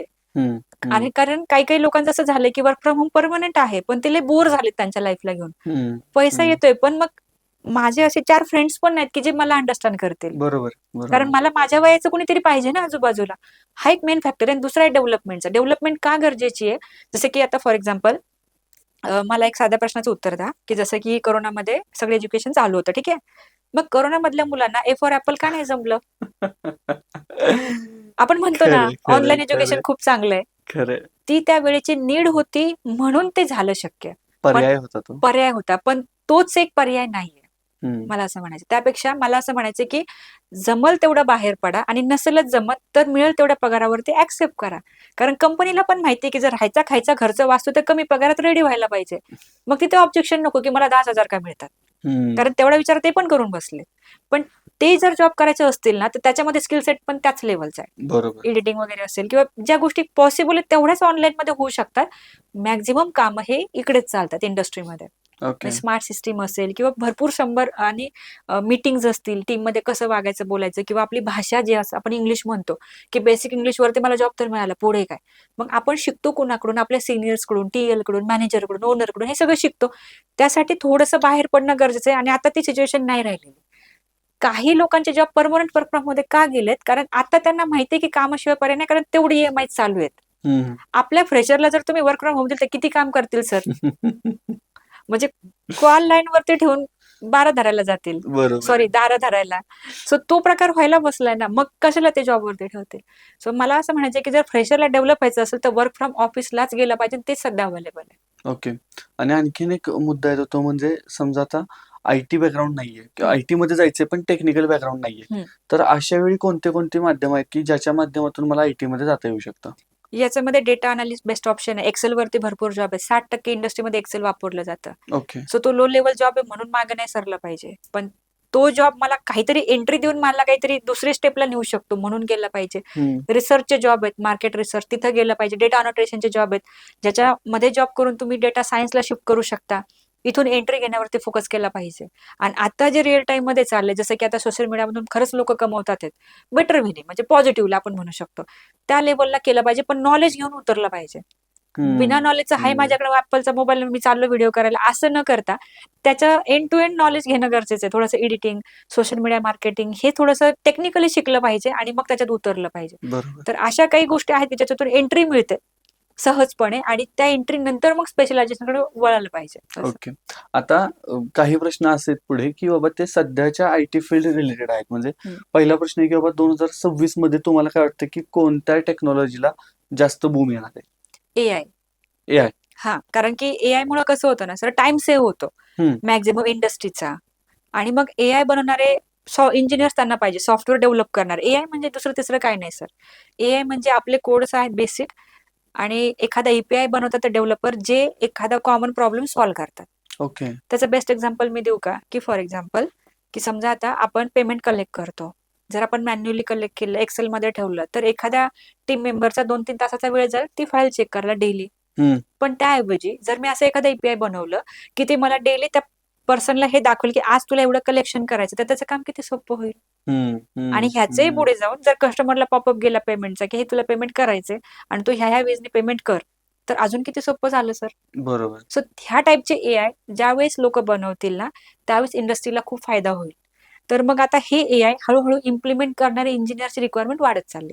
मग यासाठी आपण काय केलं पाहिजे, आपण डेटा सायन्स सारखे स्किल सेट शिकलं पाहिजे, त्याच्यामध्ये स्पेशलायझेशन आपण केलं पाहिजे. जसं की आपण म्हणतो ना, की मला गणित खूप अवघड जातं. असं न करता ॲटलीस्ट थोडंफार कामापुरतं तरी आलं पाहिजे. सो त्याची ती बेसिक रिक्वायरमेंट आहे. त्यानंतर पायथन किंवा आर लँग्वेज यायला पाहिजे. लायब्ररीज, जेवढे जास्त लायब्ररीज आपण इम्पोर्ट करून यूज करू ना, प्रॅक्टिस करू, तेवढं जास्त एआय टूल आपल्याला बनवता येतात. सो त्यामुळे एआय ड्रिव्हन जॉब मला कसा मिळेल, इकडे फोकस पाहिजे. कारण सगळ्यात जास्त पॅकेजेस त्या फील्डमध्ये ओके. असं आहे. ओके. आणि लोकांना असं वाटतं, की एआयमुळे जॉब जाणार आहेत. नाही, जे जनरेट होणार आहे तिकडे जावा. म्हणजे तुम्ही थोडक्यात जनरेटिव्ह जॉबकडे फोकस करा, असं बरोबर. मला म्हणायचंय. माझा ऍक्च्युली पुढचा प्रश्न तोच होता, की येत्या वर्षामध्ये असे कोणते जॉब आहेत, की ज्याच्यामध्ये सॅलरी खूप जास्त असणार आहे? मग त्याच्यामध्ये तुम्ही एआय एक सांगितलंत, पण बरोबर. त्याच्या खालोखाल आणखीन कोणते 2-3 आहेत का? किंवा ज्याच्यामध्ये आपण फोकस करू शकतो? बरोबर. त्याच्यामध्ये बघा आता क्लाउडचं आहे. क्लाउडमध्ये करू शकता. कारण क्लाउडमध्ये कसं आहे, की आजकाल छोटं जरी सॉफ्टवेअर बनवलं, तरी प्रत्येकाला ना Amazon किंवा Googleचं चांगलं स्टँडर्डच क्लाउड पाहिजे. का? कारण की त्याला कुठल्याच कंडिशनमध्ये ही रिस्क नाही घ्यायची, की बाबा माझा क्लायंट जाईल. बरोबर. कुणाला क्लायंट लूज नाही करायचा. त्याची वेबसाईट बरोबर. त्याला लाईव्ह पाहिजे, डेटा लाईव्ह पाहिजे, ॲक्सेसिबल पाहिजे 24/7. सो त्या केसमध्ये ₹4 कोणी ना लोकल होस्टिंग आजकाल घेत नाही. तर त्यासाठी स्टँडर्ड होस्टिंगसाठी ॲटलीस्ट AWS क्लाउड शिकणं फार गरजेचं आहे. सो ते जॉब केले पाहिजेत. त्यानंतर डेव्हलपमेंटची कधीच रिप्लेसमेंट होऊ शकत नाही. जसं की हॉटेलचा कुक मी नेहमीच सांगते. कुकची रिप्लेसमेंट होऊ शकत नाही. हं, हं. तो तिथं असला तरच सगळं काही नीट चालतं. सो त्यामुळे डेव्हलपरची रिक्वायरमेंट प्रत्येक ठिकाणी आहे. तर अलग-अलग लँग्वेजेस शिकल्या पाहिजेत. ते तिथं फोकस केला पाहिजे. त्यानंतर बाकी बिझनेस एनालिटिक्समध्ये खूप जास्त फोकस आहे लोकांचा. म्हणजे बिझनेस एनालिटिक्स म्हणजे काय? की आता समजा बिझनेस चाललाय तो चाललाय ठीक आहे. पण जर तुम्ही कस्टमर बिहेवियर जर अंडरस्टँड केलं, अॅनलाईज केलं, तर नेक्स्ट इयरला तुमच्या चांगल्या स्ट्रॅटेजीमुळे तुमचा बिझनेस वाढू पण शकतो. हं, काही पर्सेंटेजने. हं. सो ते बिझनेस ग्रोथ देणारे लोकं आहेत. मग त्यासाठी थोडंसं आपण डेटा रिलेटेड स्किल सेटवरती थोडासा फोकस केला पाहिजे. ते पण शिकलं पाहिजे. आता काही-काही मुलांचं मुळातच कम्युनिकेशन फार स्ट्राँग असतं. टीम लीडिंग त्यांचं जे स्किल सेट आहे तो खूप भारी असतं. मग अशा मुलांसाठी असं पण एखादं प्रोफाईल असतं, की ज्याच्यामध्ये ते प्रॉपरली टीम लीड करू शकतात. टीमला ते वर्क असाइन करू शकतात. तर अशा लेव्हलचं पण त्यांना कामं असतात. बरोबर. इथं पण खूप पगार भेटतो. पण ज्यामध्ये आपण हा फोकस केला पाहिजे, की ज्यामध्ये कम्युनिकेशन खूप मॅटर करतं, त्याची रिप्लेसमेंट कधी नाही होऊ शकत. की कम्युनिकेशन कुठे? समजा आता क्लायंटकडून रिक्वायरमेंट गॅदर करायच्या आहेत, हं, रिक्वायरमेंट डिलिव्हर करायचे आहेत किंवा टीममध्ये त्या हे करायचे तुम्हाला स्प्रेड करायचे आहेत. हे सगळ्या गोष्टींमध्ये ना तुम्हाला खूप जास्त पगार मिळतो आणि ज्या ठिकाणी आपण एक सायलेंट डेव्हलपर आहे, तिथं थोडंसं तुम्हाला हे करायला लागेल. कारण की बऱ्यापैकी कसं होतं, की आपण एखाद्या मोठ्या टीमचा एक छोटासा हिस्सा बनतो आणि आपण पुढे 5-10 वर्ष तिथेच राहतो आणि आपल्याला कळत नाही की बाकी टीमचं काय झालं. यापेक्षा मी काय रिकमेंड करेल, की जर चांगलं पॅकेज हवं असेल, तर स्टार्टअप किंवा मिड लेव्हलमध्ये जॉइन करा. तिथं तुम्हाला सगळं शिकायचा स्कोप भेटेल. 2 वर्ष हं, चांगलं शिका हं. आणि मग एम-एन-सीत जंप करा. मग ती एम-एन-सी तुम्हाला 12-15 लाख आरामात येईल. बरोबर. आधी एम-एन-सीच्या नादी लागून 2 वर्ष वाया घालवू नका. म्हणजे जर लयच पगार कमवायचा आहे तर. आपल्याला मोठं यश गाठायचं तर हं. त्याची सुरुवात हळू-हळू केली हां, पाहिजे. स्टार्टअपमधून करा. म्हणजे तिथं तुम्हाला बरोबर. सगळे कामं करायला लागतील. सगळं शिकायला भेटेल आणि ते सगळं शिकून मग तुम्ही एम-एन-सीला चांगलं पॅकेज डिमांड करा. मग आता जर मला जास्त पॅकेज पाहिजे, तर तुमच्या पाहण्यामध्ये अशी कोणती मुलं आलीत किंवा त्यांच्या अशा कोणत्या सवयी आलीत, की त्या सगळ्यांमध्ये कॉमन होत्या आणि त्यांना जास्त पॅकेज मिळालं? प्रॅक्टिस. काही-काही मुलं खूप प्रॅक्टिस करतात. म्हणजे ते कधीच दमत नाही. लाइक सकाळी आले, दिवसभर बसणार हं. आणि विशेष म्हणजे ना, ज्यावेळेस लाँग वीकेंड आहे ना, त्यावेळेस सुद्धा विचारून जाणार, की "मॅम आता हे सेशन होणार आहे का?" म्हणजे असं शुअर नाही, की सेशन होणार नाही. होणार आहे ते सगळं. पण ते तेवढे गुणी असणार, की "मॅम तुम्ही सांगा तर जातो." असं. म्हणजे हे गुण मी पाहिलेत. दुसरं मी असं बघितलंय, की म्हणजे खूप एन्थुसियास्टिक असतात, की तुम्ही काही पण शिकवा समोर, तर ते तेवढं ॲक्टिव्हली ऐकणार. आम्ही शिकायला बसलोय. हो, आम्हाला फक्त तुम्ही ज्ञान द्या, बरोबर, नॉलेज द्या. तर बरोबर. हा एक ॲटिट्यूड मी ऑब्झर्व्ह केलाय. दुसरं ईझी गोइंग म्हणजे कधी काही इरिटेशन झालं तर ते सोडून देतात लगेच, की ते म्हणजे काल काय झालं हे विसरून लगेच आज कामाला हं, लागले. हं, हे हं. आहे आणि जे निगेटिव्ह थॉट प्रोसेस पसरवणारे जे लोकं असतात त्यांच्यापासून फार दूर राहतात हे लोकं. ओके, म्हणजे अजिबात त्या टीमचा पार्ट नाही बनत. ओके. म्हणजे आपण म्हणतो ना, की बेरोजगारांचे ग्रुप्सच असतात. पण मग त्याच्यात तेच डिस्कस होणार ना सर, की खरंय. बेरोजगारीबद्दलच. पण मग एखादा मुलगा असा असतो, की नाही मला नाही फरक पडत. तो त्यांना घेऊन शिकवत बसेल, हं, हं. की चला मॅमचं शिकून झालं. आता मी तुम्हाला सांगतो मॅमनी काय शिकवलं. मग हा एक मी जवळून ऑब्झर्व्ह केलेला एक गुण बघितला त्यांच्यातला, की त्यांना मॅटर करत नाही, की आपण कुठे आहे. ती त्या प्लेसला बेटर बनवायचं काम करतात. अशी मुलं लीडरशिप पण असते असं आपण म्हणू शकतो हां, म्हणजे थोडीशी. किंवा प्रत्येक निगेटिव्ह मुलाला पॉझिटिव्हली सांगणार, की तो भले हं, किती पण हं. म्हणतोय. पण नाही, "अरे हे असं नाही रे, हे असं आहे." सो हा माइंडसेट खूप पुढे घेऊन जातो त्यांना आणि ते एक्सेप्टन्स पण त्यांच्यामध्ये असतो, की नाही यार ठीक आहे चला, व्हॉटएव्हर इट मे बी आता ह्याच्यात नाही झालं, दुसऱ्या दिवशी गपचूप येऊन अभ्यास करणार. काही-काही मुलांना गिल्ट वाटतं, की "अरे मी रिजेक्ट झालो, मी नाही जाऊ शकत, मी मॅमच्या समोर कसं जाणार?" पण अशा मुलांचं काय नाही, ते गपचूप येणार, अभ्यास करणार, पुन्हा पुढचा कॉल मागणार, पुन्हा अभ्यास करून जाणार.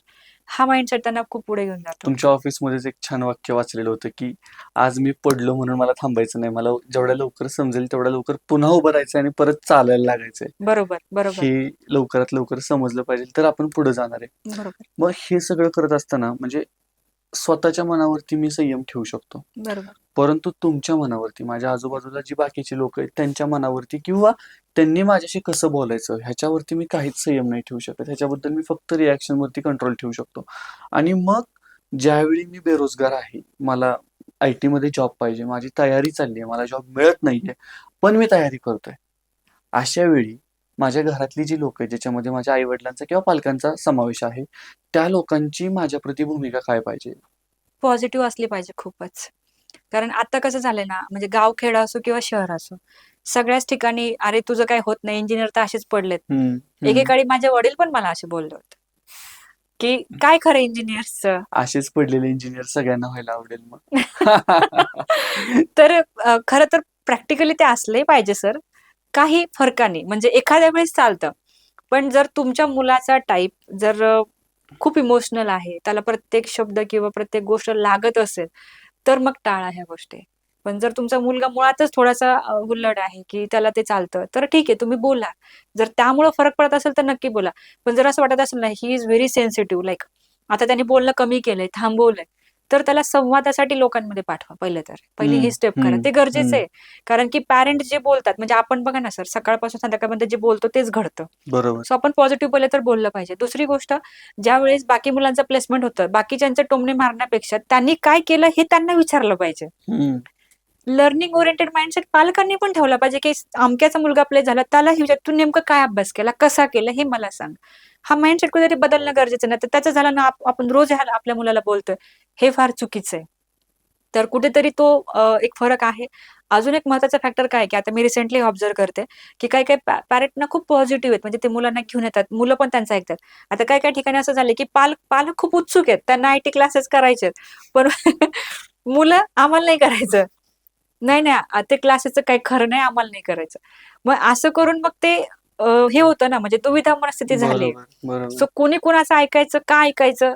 म्हणजे कशासाठी ऐकायचं हे समजून घेणं फार गरजेचं आहे, की नाही बाबा हे असं आहे, ते तसं आहे. त्यापेक्षा थोडंसं डोळे उघडे ठेवून तुम्ही बघा मार्केटमध्ये काय चाललंय, व्हिजिट करा, प्लेस बघा बरोबर. आणि मी तर म्हणेल पॅरेंटच नाही, पण घरातले जे समजूतदार लोक आहेत त्यांना घेऊन या. कारण की कसे आहेत मार्केटमध्ये गोष्टी चालू आहेत. पण तरीसुद्धा पालकांचा आधार असणं फार गरजेचं आहे.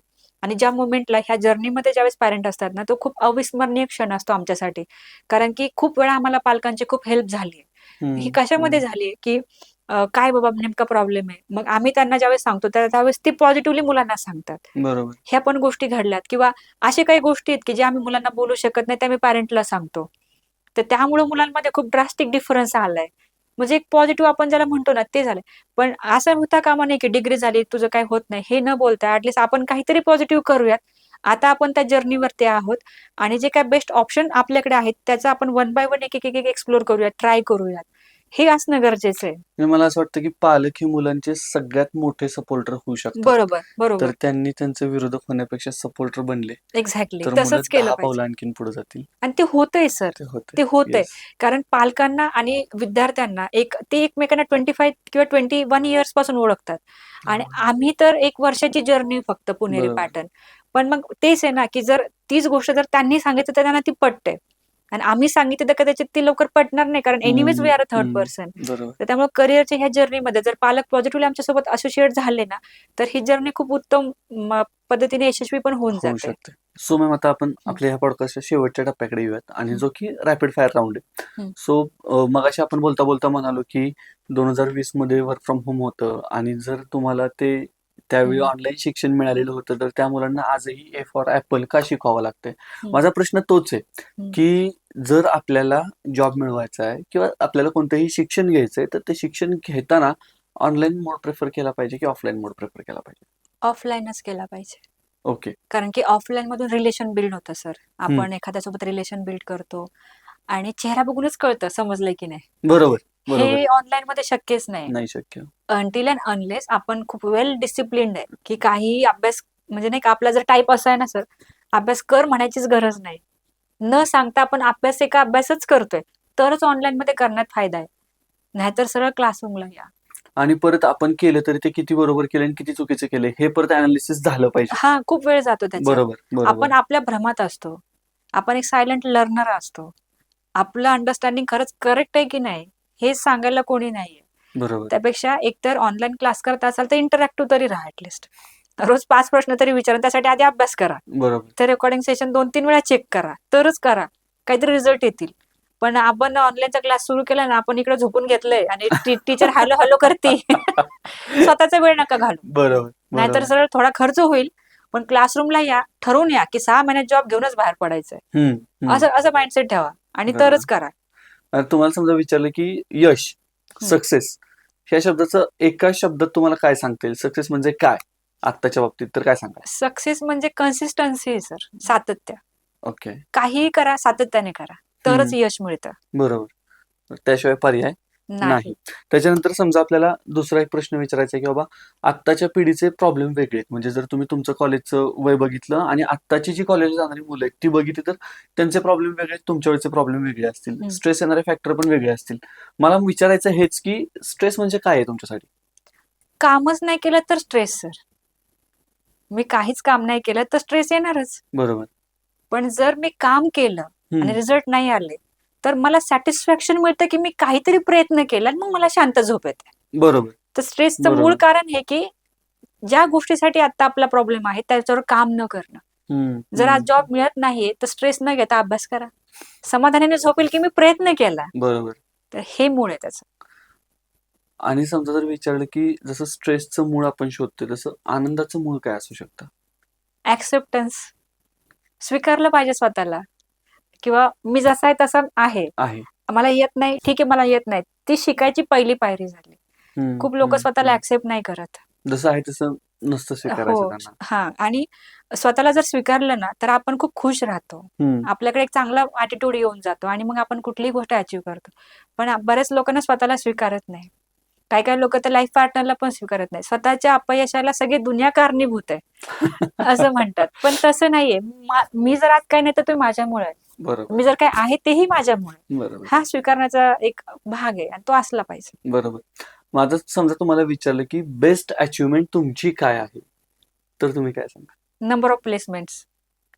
नंबर ऑफ स्टुडंट्सला जॉब मिळाले पाहिजेत ही माझी अचिव्हमेंट आहे. कारण माझा पर्पज तो आहे. ओके. की जसं की आता जसं मी नेहमीच म्हणते की मी झेडपीतून शिकले आणि मी माझ्या लाईफमध्ये व्हॅल्यू ऍड करण्यासाठी मला 3-4 वर्ष स्ट्रगल करायला लागले. त्याच्यानंतर काहीतरी व्हॅल्यू ऍड झाली. ज्यावेळेस मला हे कळालं की काहीतरी स्किल सही दिशेने शिकलं पाहिजे. बरोबर. तसंच मलाही जे लोक स्ट्रगल करतात आहेत किंवा ज्यांना वेळेवर चांगले जॉब मिळत नाहीत त्यांच्या लाईफमध्ये व्हॅल्यू ऍड करायची, त्यांना चांगले जॉब्स देऊन. तर ज्या दिवशी चांगले जॉब्स मिळतात, लोकांना प्लेसमेंट होतात, त्या दिवशी माझा एक आनंदाचा क्षण असतो. आणि आतापर्यंत सगळ्यात जास्त सॅटिस्फॅक्शन देणारा मोमेंट कोणता होता? सगळ्यात जास्त प्रॉब्लेमॅटिक असलेला स्टुडंट आणि त्याला सगळ्यात चांगल्या पॅकेजचा जॉब मिळालेला हा सॅटिस्फॅक्शनचा टाइम होता माझा. ओके. की लाईक नेव्हर इमॅजिन टाइप की एवढे प्रॉब्लेम्स आहेत. म्हणजे जर मी तुम्हाला एका लाईन मध्ये जर सांगायचं झालं ना, एका वर्षात 2 ऍक्सिडेंट, 2 सर्जरीज, सिंगल पॅरेंट, तरी पण जॉब मिळवला. 4 फेल्युअर इंटरव्ह्यू मध्ये, 5व्या इंटरव्ह्यू मध्ये सिलेक्शन. आता तुम्ही सांगा, म्हणजे मीच लय खुश होते. म्हणजे असं होतं ना की आपल्याला एखादी गोष्ट मला रडायला येतं, आनंद अश्रू येतात, त्या दिवशी मला येत होते. आणि विशेष म्हणजे लाईक माझे स्टुडंट ना सगळं काही शेअर करतात. त्यांना ते फ्रीडम वाटतं, त्यांना ते छान वाटतं की अरे नाही. आणि कळत न कळत मी पण त्यांना काहीतरी सांगून जाते. कदाचित मी नेहमी सगळ्यांना असं म्हणते की तुमच्यासाठी तो प्रॉब्लेम खूप मोठा आहे, कारण तुम्ही त्याला शेअर नाही केलं, पण तो कदाचित माझ्यासाठी होऊ शकतो छोटा आहे आणि मी त्याला काहीतरी छोटीशी हेल्प करू. बरोबर. सो त्यामुळे मला सगळे मुलं त्यांचे प्रॉब्लेम सांगतात आणि तिथून कुठून तरी ज्यावेळेस मी त्यांना त्याच्यातून बाहेर काढते ना, तो खूप चांगला क्षण वाटतो मला. येस. सो आय गेस मंडळी, या पॉडकास्टमध्ये इथेच थांबायची वेळ आलेली आहे. पण जर तुम्हाला IT इंडस्ट्रीमध्ये जॉब हवाय आणि त्याची तयारी कशी करायची हा प्रश्न पडत असेल तर मी पण तुम्हाला रिकमेंड करेल की शेवटी एकलव्याला सुद्धा समोर द्रोणाचार्यांचा पुतळा किंवा द्रोणाचार्यांची आकृती ठेवावी लागली होती आणि त्यानंतर त्याने प्रॅक्टिस केलेली होती. सो आपला गुरु कोणतरी असला पाहिजे, ज्याच्या सल्ल्यानं, ज्याच्या अनुभवानं आपण एक एक पाऊल पुढे टाकत जातो आणि पाठीवरती विश्वासाचा हात असतो की तू पुढे गेलास, जर तोल गेला तर पाठीमागं सांभाळायला मी आहे. आणि बऱ्याच लोकांच्या बाबतीत सारिका मॅडम ते काम करत आहेत. सो तुम्हाला जर त्यांच्याशी संपर्क साधायचा असेल तर त्यांचे कॉन्टॅक्ट डिटेल्स आपण खाली डिस्क्रिप्शनमध्ये देतोय. नक्की संपर्क करा. आणि जर तुमचा एखादा प्रश्न अनुत्तरित राहिला असेल किंवा तो प्रश्न घेतलाच गेलेला नसेल तर कमेंट्समध्ये आम्हाला नक्की विचारा. त्याचं उत्तर आम्ही तुम्हाला पुढच्या पॉडकास्टमध्ये देण्याचा नक्की प्रयत्न करू. Thank you so much. Thank you ma'am. Thank you sir.